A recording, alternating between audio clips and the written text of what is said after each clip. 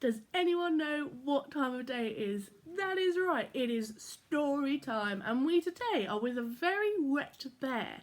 So get snuggly, get warm, get cosy, even get a hot drink if you want, and let's see what this wet bear is up to. Barnaby Bear stood on the doorstep feeling cold and damp. What a day to be left out in the rain. How could they have forgotten that he'd been in the garden? It just wasn't fair. He was still standing there gazing out at the rain when Teddy George came into the kitchen. "Oh dear," he said, "what happened to you?" "I was out in the garden and I fell asleep," said Barnaby. "Nobody took me in when it started raining and I'm so wet and cold. How can I get warm and dry?"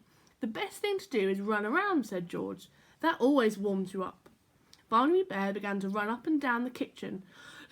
Like this," he puffed as he passed George for the 5th time. "Yes, that's the way," said George, but just as he said it, Dog came through a door and collided with Barnaby. They both landed in a heap. "Why are you running?" asked Dog. To keep warm," said Barnaby. "Oh, you're better to wrap up in something," said Dog. Dog and Teddy George fetched a sheet and wrapped Barnaby up in it. "Do you feel warmer now?" they called. The sheet had been a rather large one, and they couldn't actually see Barnaby anymore. I feel warmer," came the muffled reply, but I can't see where I'm going," as he staggered across the room, trying not to trip over his feet. Hearing all the muffled voices, Little Bear came trotting in through the door. He shrieked when he saw a lumping, flapping sheet staggering to the room towards him. A ghost! A ghost!" he cried and rushed to hide behind Teddy George. "No, it's all right," called the ghost. "It's only me, Barnaby. I'm trying to wrap up to keep warm. I got wet in the garden." "Why don't you just jump up and down?" said Little Bear. "But not dressed up as a ghost," he added. "All right," said Barnaby, throwing off the sheet and jumping up and down. "You're right, I am getting warmer. But I can't keep doing this till my fur's dry." "No," said Teddy George, "you can't. You're making the plates rattle. I tell you what, I saw a hot water bottle at the back of this cupboard one day. I could fill it with warm water from the tap. That'll warm you up."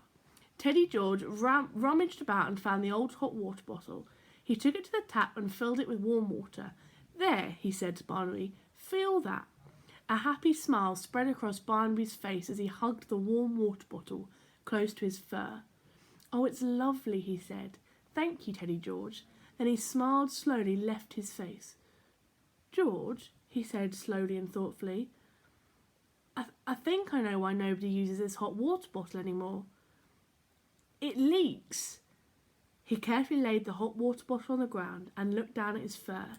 It was wetter than ever, warm and wet this time. "Oh no," chorused the others. "Newspaper," said George. "That's what we need." Dog rushed off and returned with the newspaper. "Now," said George, opening up the newspaper, "you lie on that, Barnaby, and we'll roll you up in it. Newspaper keeps you warm and dry." With the help of others, Teddy George rolled Barnaby up in the newspaper until he looked like a sausage roll. "Now what?" said Barnaby, with only his head sticking out of the newspaper roll. "Now we wait," said Teddy George, sitting down. "You can't leave me like this," wailed Barnaby. "We'll let you out when you're dry," said Dog. "But I want to get out now," said Barnaby, rolling around the floor like a cross rolling pin. He tripped Little Bear up and then Dog, and then they all bumped into George. Soon there was a great heap of toys in the middle of the floor. Barnaby wriggled out of the newspaper and out from under the heap. He looked at Dog with his feet in the air and George with Little Bear sitting on his middle, and he began to laugh. He laughed and laughed. "Do you know," he said, "all that rolling around has completely dried my fur, and laughing is a wonderful way to warm up. I think I shall know what to do if I ever get left out in the rain again." Well, wasn't that a lovely story about a very wet bear? So I hope you enjoyed it, and I'll see you tomorrow. Bye!